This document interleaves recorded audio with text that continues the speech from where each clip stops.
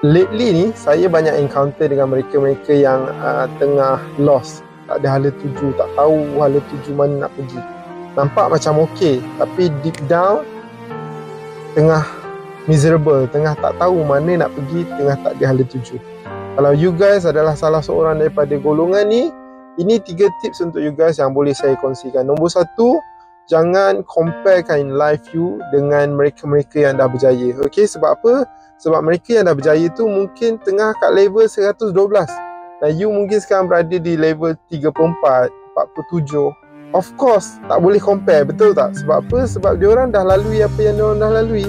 Kita baru nak melalui apa yang kita nak lalui. So, bila kita tak compare, automatically kita akan rasa lebih bersemangat untuk keep going. Okay, nombor 2, you keep do the small thing. Keep do something yang kecil tapi konsisten.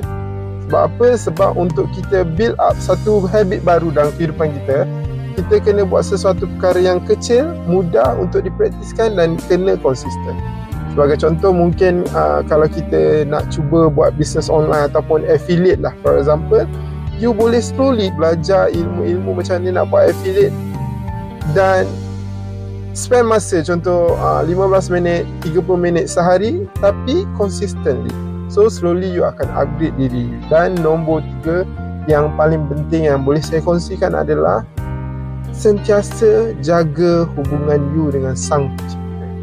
Sebab apa? Ramai orang yang tengah lost, tak ada hala tuju ni, tak tahu nak pergi mana. Ramai di antara kita yang terlupa nak jaga hubungan, nak perkukuhkan lagi relationship kita dengan Tuhan. So benda ni yang paling penting yang mungkin kita terlepas pandang. Itu saja daripada saya untuk video kali ni. Macam biasa guys, ingat, stay positive, stay active.